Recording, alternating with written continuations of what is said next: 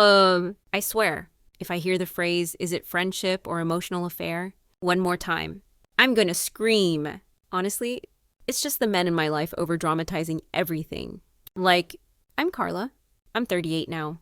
And I've been married to Dave for 13 years, with 3 beautiful kids. And suddenly I'm the problem. No, this whole mess started years ago because Dave couldn't keep it in his pants in Germany. He was an army veteran, and I was stuck overseas, homesick, no job, and honestly, a little depressed.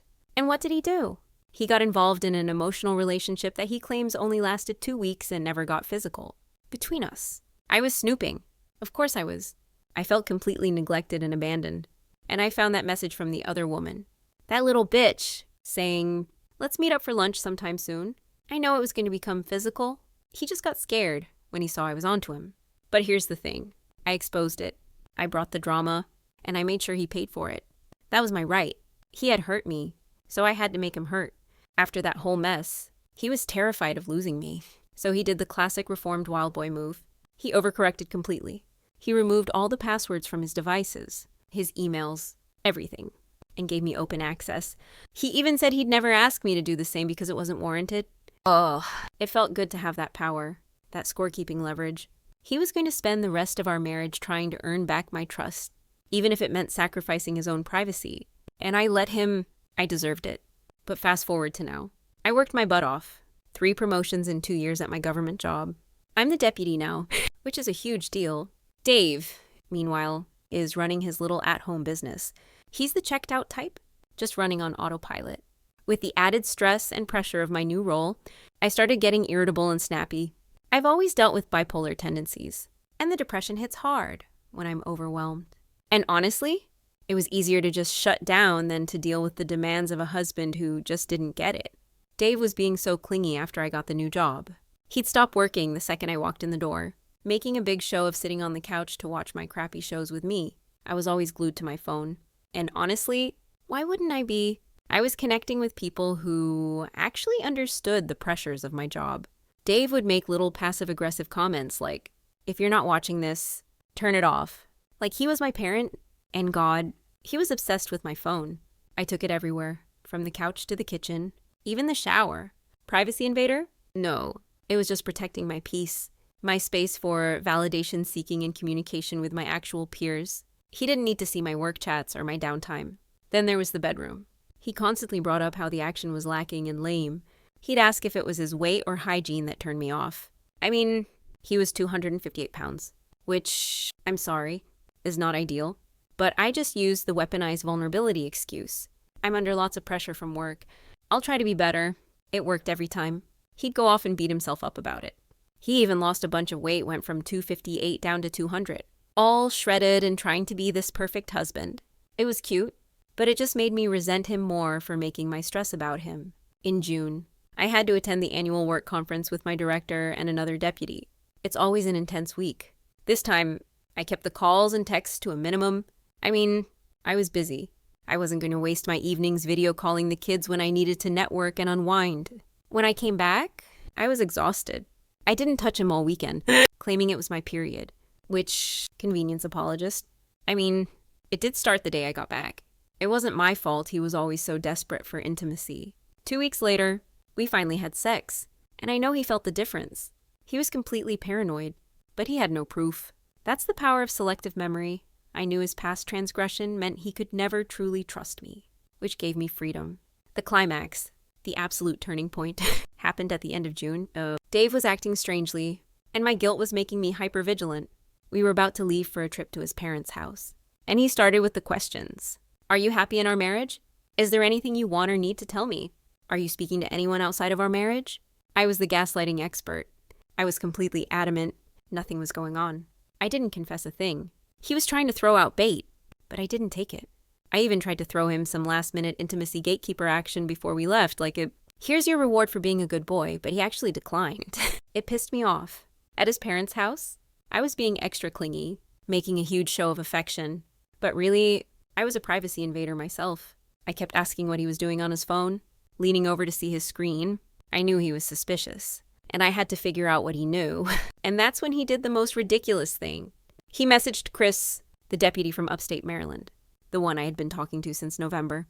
I was shocked when Dave showed me Chris's Facebook profile. I actually lied and said I didn't know who he was. Then he said, "Well, he knows you." I started to tell one lie after another, just bits and pieces of the truth. Seeing what he actually knew, he was trying to catch me in my own lies. Moving goalposts was my only option.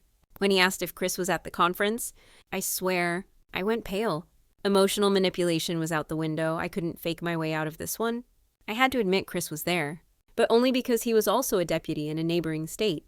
Between us, the messages really picked up during the conference because we were finally in the same place and could coordinate our future work plans better. We also got a little personal, okay, but it was work-related. Mostly, things got heated. His parents tried to mediate, which was embarrassing, but I didn't let up.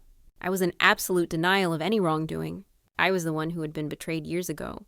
This was just professional interaction. When he demanded my phone, I finally caved. The phone was a clean slate. I had scrubbed that thing. Every text message with Chris was gone. Secret keeper mode activated, of course. The fact that the messages were missing meant nothing to him. He kept screaming, "Why did you delete him? Where are the messages from yesterday?" I had to admit it. Because I thought you would be upset and blow it out of proportion. Which, let's be real, he's a too nice guy. But he turns into a total rage monster when he feels threatened.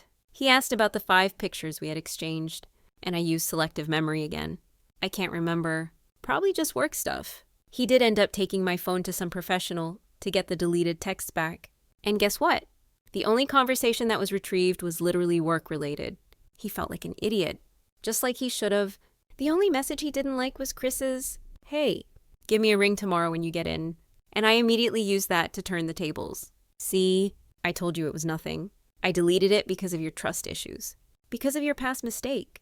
I've since taken all the convenience apologist responsibility I could muster without admitting to an actual emotional affair. I've told him I'm depressed and distant, which is true, and that I'm taking steps like cutting off contact with Chris outside of official work channels. I even showed him the email, which was the final act of future faker commitment. The zero communication with Chris since then. That's him being paranoid, not me. Why would I want to talk to him if it means losing all this? Now, Dave is completely unhinged. His moods are a total roller coaster, and he won't move past it. He says he can't move forward until I own up to it, which is ridiculous. There's nothing to own up to. I've given him intimacy gatekeeper action like crazy, seriously. Like we're newlyweds, but he's still suspicious. He's always going to be the husband who checks my phone records and is waiting for me to slip up. The marriage counseling is starting soon, and I'm just going to use it as another tool to manage his paranoia. I'll focus on my depression, my stress, and his inability to trust me, which, goes back to his affair in Germany. It's all about scorekeeping. And right now, he's losing. I gave him open access to my life, and he still couldn't find anything. That should be enough. But it never is with men. But the thing is, he's never going to trust me again. And maybe that's the karma, the constant scrutiny, the suspicion, the need to prove myself every single day to the man who gave me double standards by demanding transparency only from me. I thought I was getting back at him for his past mistake. But now I'm trapped in a marriage where he's the reformed wild boy turned jealousy wrapped as concern controller. He's always going to be suspicious. He's always going to be on the lookout. And the worst part? The long-term consequence that I am only just beginning to see. The new deputy role, my hard-earned promotion, is becoming untenable. My work life, the one place I truly felt valued and powerful, is now compromised. I tried to keep things professional with Chris, but Dave's paranoia created a black hole. My director eventually caught wind of the deleted message drama from a mutual acquaintance, one of the bitches on my soccer team that Dave checked the phone records for. The rumor mill went into overdrive. Not just about the emotional affair, but about how I was unstable and unprofessional because of the bipolar issues I had disclosed during the drama. Complete social collapse at work because of the toxic patterns and the fact that I had created a hostile environment by involving my husband in a work-related personal dispute.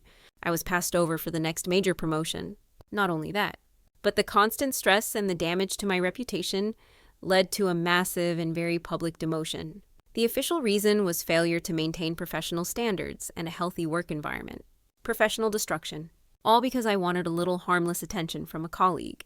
My reputation in the agency, completely ruined. I've become the office pariah. I'm stuck now. A demoted, Stressed out executive trapped in an exhausting marriage with a paranoid man, with 3 children watching the whole thing unravel. And as I sit here preparing for another painful therapy session where I have to pretend to be the apologetic wife, I know the real reason this happened, not because of my emotional affair, but because Dave couldn't just get over his stupid mistake in Germany. It's always the man who makes it complicated. Always